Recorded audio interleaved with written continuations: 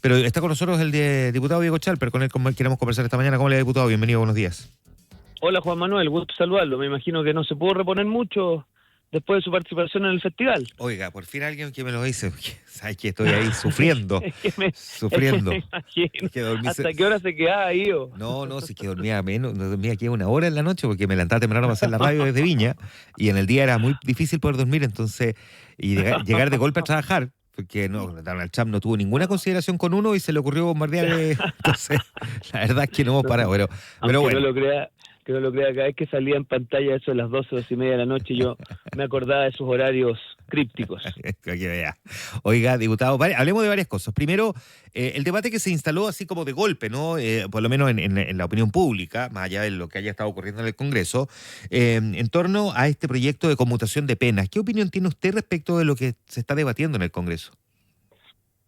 A ver, yo lo primero, bueno, saludar a los auditores.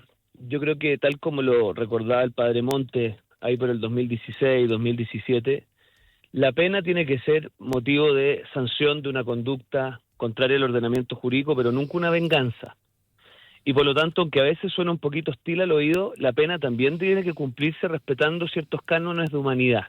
¿Por qué digo esto?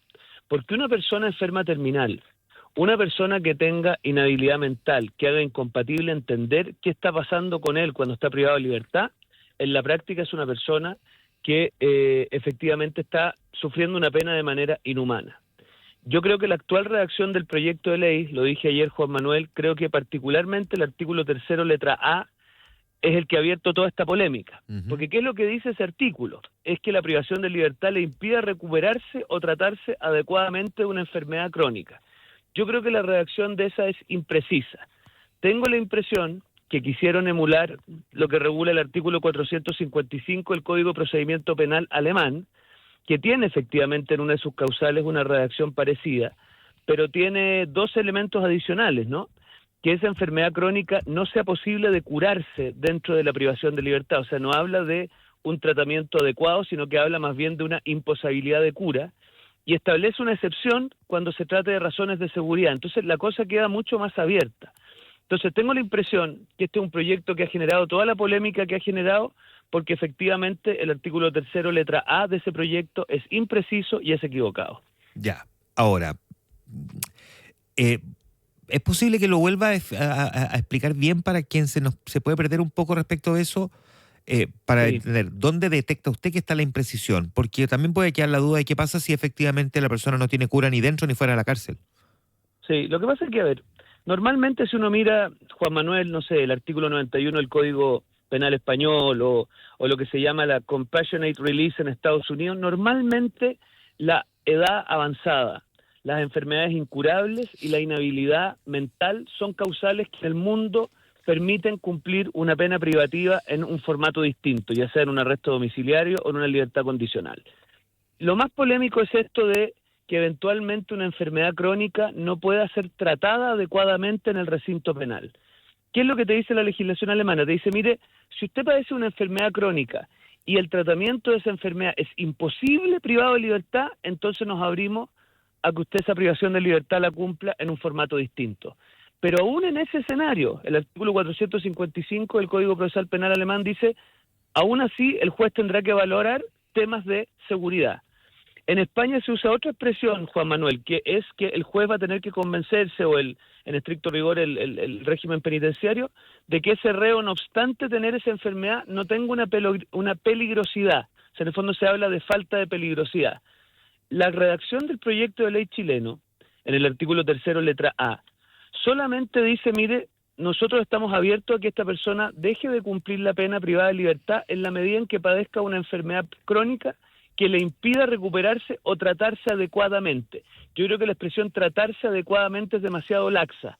Y como es demasiado laxa y no tan precisa como en la legislación extranjera, ha abierto toda esta polémica y efectivamente yo creo que algunos podrían razonablemente especular que se le aplica a gente que yo al menos no espero que pueda cumplir su pena en libertad, como es el caso de la señora Pilar Pérez, una cosa que me acuerdo de apellido, que fue la persona que instruyó el asesinato de Diego Schmidt-Hebel. Entonces, yo creo que este proyecto de ley es un proyecto de ley que tiene una buena inspiración, que apunta a un tema que hay que abordar, pero que creo que si uno hace un análisis jurídico, esa causal en particular padece de ciertos errores que tendrían que corregirse en la etapa posterior. ¿Y cuál sería en su criterio, una edad avanzada?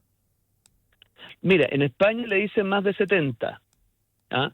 En algunos otros países más bien se habla de más de 75. ¿Y para usted? Yo, para serle sincero, a mí me gusta más el formato objetivo que el de la edad. Me explico. A ver. Toda persona que tenga una enfermedad terminal que sea incompatible con la vida en el corto plazo, o en segundo lugar, que tenga una enfermedad mental inhabilitante, es decir, Alzheimer o algo, que haga, Juan Manuel, que no esté consciente de dónde está, a mí me parece que ese es el dato relevante para que no tenga mucho sentido, y además que es una tremenda carga para el sistema penitenciario, el que esa persona se mantenga privada de libertad. O sea, yo no creo que a nadie le haga sentido que una persona que se va a morir en el corto plazo muera en la cárcel, además con lo que eso significa para Gendarmería y para el sistema penitenciario en general.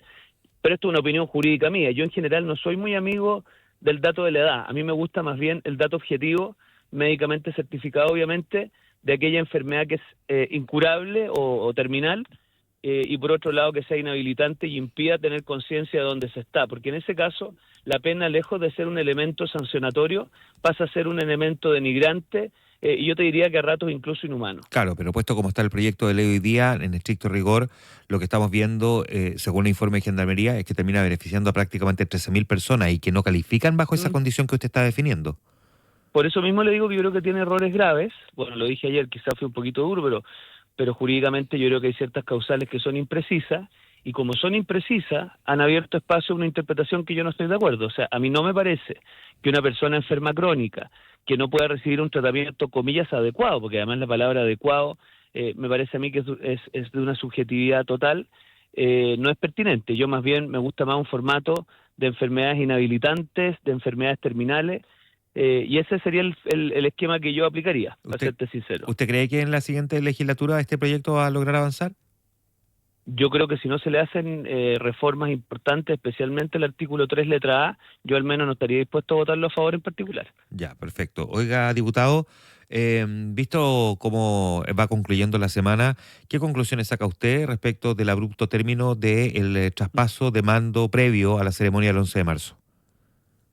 Pucha, mire, yo vi el discurso del presidente de Argentina al Congreso, permítame hacer un paralelo con eso, ¿Sí? y yo espero que nunca lleguemos a una cosa así. Yo sé que a algunos eso les produce como efervescencia o les parece que el estilo de proceder, para los que no lo vieron, que nos están escuchando, un discurso muy agresivo, donde el presidente desde el podio insulta a su oposición. Yo creo que nosotros tenemos que retomar la senda de las tradiciones institucionales. ¿Y por qué digo esto? Porque es un hecho que el presidente Juan Manuel, yo creo que tiene motivos para estar molesto. Y si quieres podemos andar en eso. Pero yo creo que llega un punto en el cual tenemos que superar las polémicas políticas y empezar a avanzar a lógicas institucionales.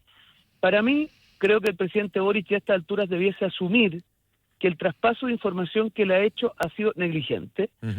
Decir, mire, lo pudimos haber hecho mejor. Y eso quizás abriría un espacio a otra conversación. Cuando un presidente, Juan Manuel, se entera el 29 de enero por parte de su ministro de Transporte, que en estricto rigor parece que fue el 28 de enero, por una información que recibe Estados Unidos, e instruye a su ministro de Transporte el 29 de enero a anular un decreto, o sea, no hacerle una corrección, le pusieron error de tipeo, que esa es otra cosa insólita, pero en el fondo lo que dijo el ministro Muñoz en la Comisión de Relaciones Exteriores es que él anula el decreto después de hablar con el presidente. Del 29 de enero al 18 de febrero, siendo lo más benevolente, porque antes de eso Juan Carlos Muñoz el 13 de febrero se junta con Luis de Granch y no le cuenta esta situación. Si tú cuentas del 29 de enero al 18 de febrero, son bastantes días, son casi, o sea, son de hecho 18 días, o sea, es un plazo importante, y ahí recién el presidente Boric, en una llamada entre muchos temas, le cuenta de un caso de un cable chino donde él había instruido anular un decreto. Entonces, a mí me parece que a esta altura el presidente Boric ya debiese tener una autocrítica o tener claro que no tuvo la suficiente prolijidad para advertirle al presidente electo un caso que a él lo llevó a instruir la anulación de un decreto.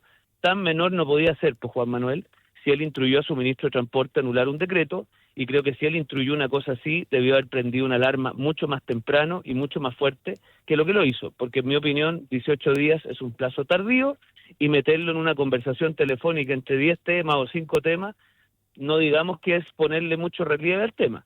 Ya, pero puesto en, con toda esa descripción, aún así, ¿qué consecuencias cree que puede tener el hecho de que se haya cancelado todas las reuniones bilaterales que quedaron pendientes?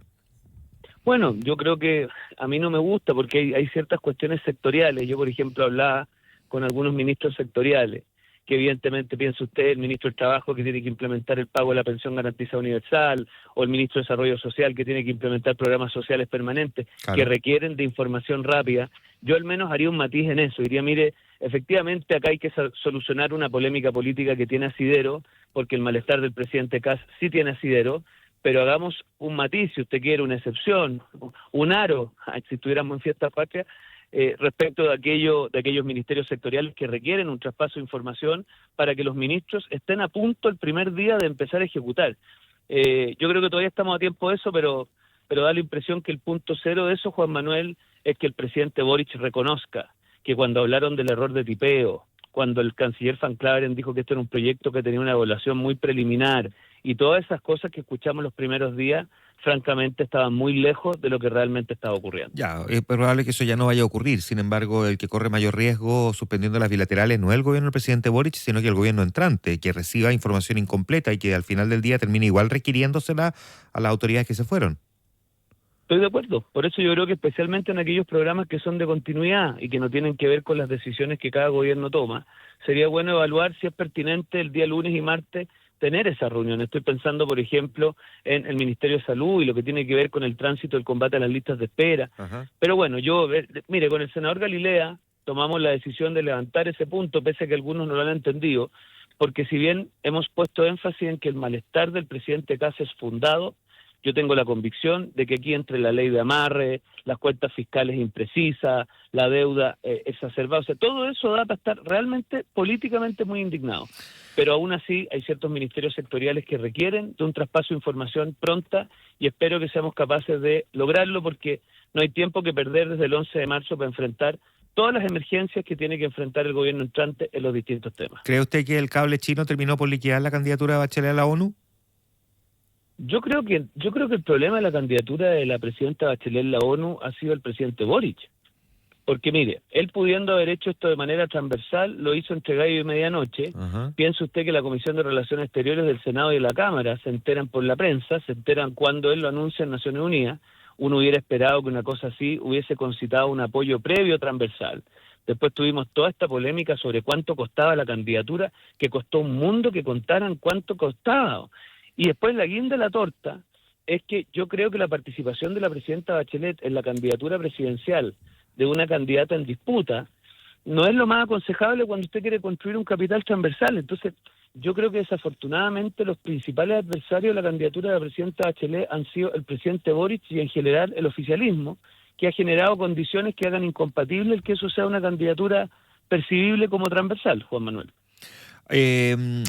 Desde la perspectiva del presidente José Antonio Kast, que ahora viajó a esta cumbre de Shield of Americas, el escudo de las Américas, ¿cuánto cree que compromete, sin embargo, la posición de Chile, considerando que no es Estados Unidos, sino que China nuestro principal socio comercial? A ver, yo creo que Chile siempre tiene que tener en primer lugar los intereses de Chile. Sí. Y eso se lo tenemos que decir con claridad a las distintas potencias del mundo. En algunas oportunidades sus intereses coincidirán con las de uno, en otras coincidirán con las de otro. Cuando el presidente Boric decidió ir a los BRICS, donde estaba Irán, estaba Rusia, nosotros le dijimos, mire, esto es desaconsejable, porque aquí aparece usted tomando partido por un lado del universo.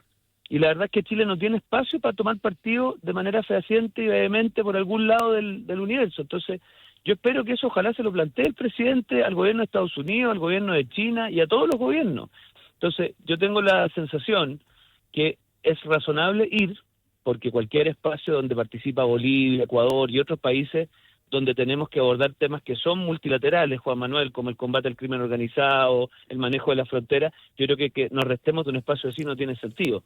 Pero parte del posicionamiento de Chile tiene que ser, en el punto uno, el que lo único que guía a la política exterior chilena es el interés de Chile. Y eso significa, obviamente, que en ciertos casos habrá coincidencias con uno u otro, y en otros casos no. Yo espero que retomemos esa senda de neutralidad y de transversalidad, que es la que tiene que tener Chile, incluso por necesidad, ni siquiera por opción, Juan Manuel. Ya, pues, diputado, sé que tiene un compromiso ahora, así que lo liberamos. Gracias por conversar esta mañana con nosotros. Gracias, Juan Manuel, Sí, así pues. que lo tengo que dejar. Muy Un responsable. abrazo grande. Gracias, diputado, que esté bien. El diputado Diego Chalper conversando esta mañana con nosotros, 8:29 minutos.